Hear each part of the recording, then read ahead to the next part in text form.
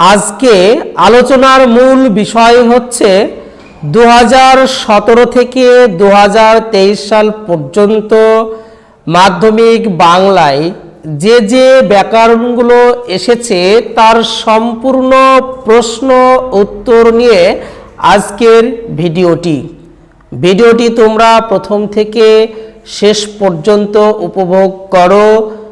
দেখবে ব্যাকরণ থেকে এখান থেকেই তোমরা কিছু প্রশ্ন পেয়ে যাবে।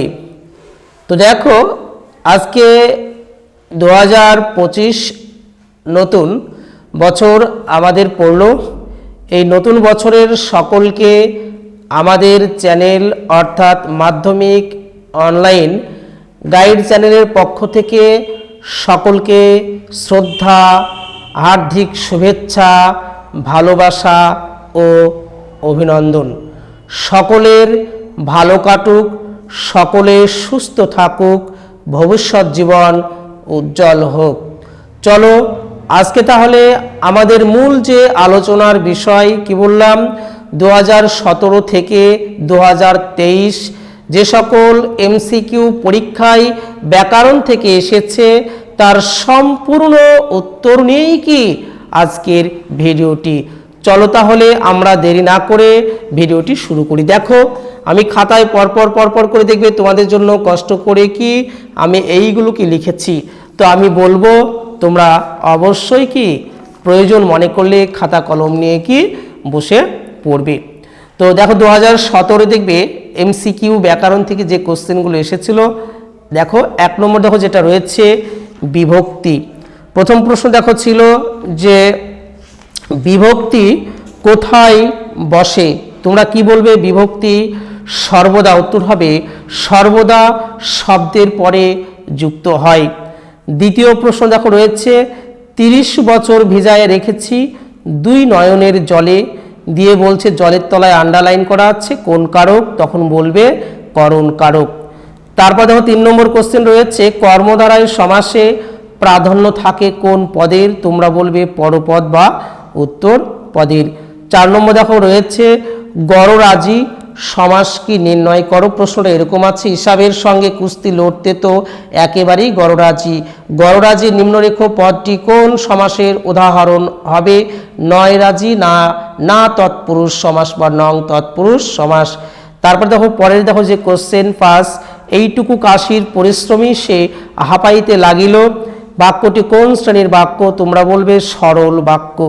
6 দেখো যে বাক্যে সাধারণত কোনো কিছুর বর্ণনা বা বিবৃতি দেওয়া হয় তখন তাকে বলা হবে নির্দেশক বাক্য। 7 দেখো যে বাক্যে কর্ম কর্তারূপে প্রতীয়মান হয় তাকে কি বলে? তখন বলবে কর্মকর্তৃ বাচ্য। 8 দেখো 5 দিন নদীকে দেখা হয় নাই, এটি যে বাচ্যের উদাহরণ? বলবে ভাববাচ্য। 9 রাজায় রাজায় যুদ্ধ হয়, এই বাক্যের কর্তাটি হলো ব্যতিহার কর্তা। 10 পরপদ প্রধান হয় যে সমাসে? বলবে কর্মধারায় সমাস। এটা 2017 এবং 18 2 বছরই কেটে এসেছিল। তারপর দেখো রয়েছে রামদাস, দেখো রয়েছে রামদাস সমাস নির্ণয় করো। এটা দেখবে 2 রকমই কি সমাস কিন্তু হতে পারে। রামদাস আমরা ব্যাস বাক্যের উপর বেস করে সমাস নির্ণয় করব। রামের দাস যখন করব তখন হয়ে যাবে সম্বন্ধ তৎপুরুষ সমাস। আবার এভাবেও কি আমরা ব্যাস বাক্য ভাঙতে পারি, যিনি রাম তিনি দাস, তাকে বলা হবে রামদাস। এটা অবশ্যই কি তোমার কর্মধারায় সমাস। তারপর দেখো রয়েছে তোরা সব জয়ধ্বনি কর যে বাচ্যের উদাহরণ, তখন তোমরা কি বলবে? কর্তৃবাচ্যের উদাহরণ হবে। তারপরে দেখো পরের কোশ্চেন, হাই তোমার এমন দশা কে করলে, এটি কোন শ্রেণীর বাক্য? তখন বলবে এটি বিষয় সূচক বাক্য। তারপর দেখো রয়েছে বয়স 30-32 অধিক নয় কিন্তু ভারী রোগা দেখাইল, এটি কোন বাক্যের উদাহরণ? তোমরা বলবে যৌগিক বাক্যের উদাহরণ। তারপরে দেখো পরের কোশ্চেন রয়েছে মন্দিরে বাজছিল পুজোর ঘণ্টা, এখানে মন্দিরের তলায় দাগ কোন কারকের উদাহরণ? তোমরা বলবে কি অধিকরণ কারকের উদাহরণ। তারপরে দেখো পরের কোশ্চেন দেখো রয়েছে রবীন্দ্রনাথ ঠাকুর গীতাঞ্জলি লিখে নোবেল পুরস্কার পান, এই বাক্যের নিম্নলিখিত অংশটি, এখানে অপশন আছে বিধি উপসারক, তারপরে উদ্দেশ্য উপসারক, এটা অবশ্যই বলবে কি বিধি উপসারক। তারপরে দেখো যে কোশ্চেনটা রয়েছে, যেমন ক্রিয়াপদের সঙ্গে নামপদের যে সম্পর্ক তাকে কি বলা হবে, তাকে কারক বলা হবে, সম্পর্ক না থাকলে তখন তাকে বলা হবে অকারক। তারপরে দেখো 18 নম্বর কোশ্চেন, কথাটা শুনে তপনের চোখ মার্বেল হয়ে গেল, তপনের তলা আন্ডারলাইন করা আছে, এটা বলছে কারক নির্ণয়, এটা অবশ্যই বলবে সম্বন্ধ পদের কি উদাহরণ। পরে দেখো কোশ্চেন, যে সমাসে সমসমান পদ দুটির উভয় পদে বিশেষ্য ও পরপদের অর্থ প্রাধান্য পায় তখন তাকে বলা হবে কর্মধারায় সমাস। তারপর দেখো রয়েছে পরে কোশ্চেন, কৃত্তিবাস কি সমাসের উদাহরণ, এটা অবশ্যই বলবে কি বহুব্রীহি সমাসের উদাহরণ। তারপরে দেখো পরে কোশ্চেন রয়েছে, আমাদের মধ্যে যারা ওস্তাদ তারা এই কালো জলে হরিতকি ঘোষতক, এটি কোন বাক্যের উদাহরণ, তোমরা অবশ্যই বলবে এটা জটিল বাক্যের কি উদাহরণ। তারপরে দেখো কোশ্চেন, বিড়ালের গলায় ঘন্টা বাঁধবে কে, এটা প্রশ্নসূচক বাক্যের উদাহরণ। তারপর দেখো রয়েছে ক্রিয়ার অর্থ প্রাধান্য পায় কোন সমাসে, কি বলবে ভাব বাচ্চে। তারপর দেখো রয়েছে, তাকে টিকিট কিনতে হয়নি, কর্তৃবাচ্যের রূপ কি হবে, তিনি টিকিট কি কেনেননি। তারপরের কোশ্চেন দেখো, অনুসর্গের দৃষ্টান্ত কোনটি, তোমরা বলবে জন্য হলো অনুসর্গের একটি দৃষ্টান্ত। পরের কোশ্চেন, দ্বন্দ্ব সমাসের অর্থ প্রাধান্য থাকে কোন সমাসে, দ্বন্দ্ব সমাসের অর্থ প্রাধান্য থাকে কোন পদ, দেখে এখানে উভয় পদের কি প্রাধান্য থাকে। তারপরে দেখো কোশ্চেন রয়েছে, হিসাবের মেজাজ চড়ে গেল, নিম্নলিখিত পদটি কোন বাক্যের কোন কারকের উদাহরণ, তোমরা কি বলবে কর্মকারকের উদাহরণ। তারপরে দেখো কোশ্চেন, ফেলাইয়া কনক বলাই দূরে, নিম্নলিখিত পদটি যে সমাসের উদাহরণ, তখন বলবে মধ্য পদলোপী কর্মধারায় সমাসের উদাহরণ।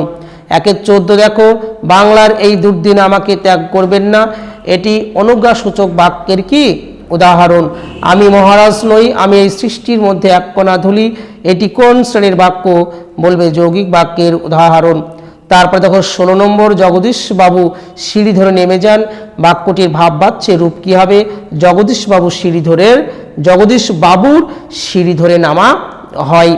তারপরে 17 নম্বর দেখো কোশ্চেন বা পরের কোশ্চেন, এটা নদীর বিদ্রোহের কারণ সে বুঝিতে পারিয়াছে, এটি কোন বাচ্চের উদাহরণ, অবশ্যই বলবে এটা কর্তৃবাচ্যের কি উদাহরণ। এবার দেখো 2022 সালে যে প্রশ্নগুলো এসেছিল সেইগুলো সম্পর্কে আলোচনা। পরে দেখো কোশ্চেন রয়েছে, বিভক্তি শব্দের অর্থ কি, কি বলবে বিভাজন, অপশন যদি না থাকে তাহলে বলবে বন্টন, বন্টন থাকলে বন্টনটা ঠিক করবে। কলমে কায়স্থ চিনি, নিম্নরেখ পদটি কি, কলমে কে চেনে, কলমে এটা কর্তৃকারক, আবার কলমের দ্বারা কায়স্থ চিনি এটা যদি করি তাহলে আমরা অবশ্যই কি এটা করণকারক কি করব। মেসি কি খেলাই না খেললো, এটি কি জাতীয় কর্ম, তোমরা অবশ্যই বলবে সমধাতুষ কর্ম। পরে কোশ্চেন, আর কাউকে পায়ের ধুলো নিতে দেয়নি সন্ন্যাসী, নিম্নরেখ পদটি দেখো পায় এর যোগ র আর এর যোগ থাকলে আমরা অবশ্যই কি সম্বন্ধ পদ পাই, তাই সঠিক উত্তর হবে সম্বন্ধ পদ। দেখো পরে কোশ্চেন, সমাসের মূল অর্থ কি, একাধিক পদের একটি পদে পরিণত লাভ। দেখো যে অপশান রয়েছে তার উপর চুজ করে আমাদের উত্তরটা কি করতে হবে, বাছাই করতে হবে। এখানে দেখো অপশান রয়েছে, সমাসের মূল অর্থ একাধিক পদের একটি পদে পরিণত লাভ, বর্ণের সাথে বর্ণের মিলন, নাম পদের সঙ্গে ক্রিয়াপদের মিলন, ক্রিয়াপদের সঙ্গে ক্রিয়াপদের মিলন, এইগুলো কিন্তু অপশান রয়েছে। অতএব আমরা অপশান ক করব, একাধিক পদের একটি পদে পরিণতি লাভ।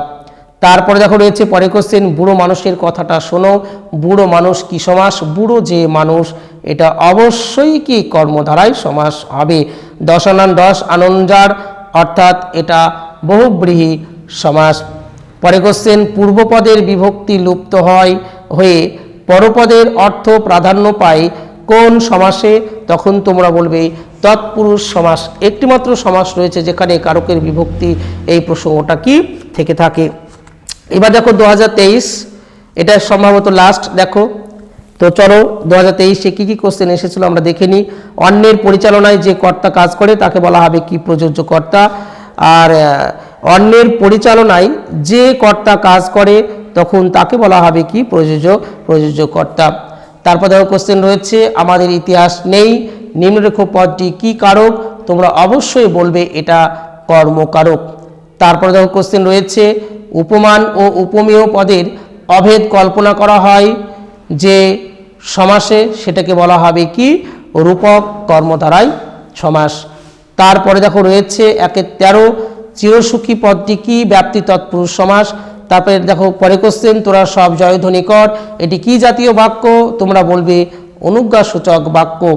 আজকে সকালটা বেশ কাটলো গঠনগত দিক দিয়ে, বাক্যটি অবশ্যই সরল বাক্য। মহাশয়ের কি করা হয়, এটি কোন বাচ্যের উদাহরণ? তোমরা বলবে অবশ্যই কি এটা ভাব বাচ্যের উদাহরণ। আজকে লাস্ট কোশ্চেন দেখো, যে বাক্যে কর্তা অনুপস্থিত থাকে, কর্মই কর্তারূপে প্রতীয়মান হয়, তখন তাকে বলা হবে কি? কর্মকর্তী বাচ্য।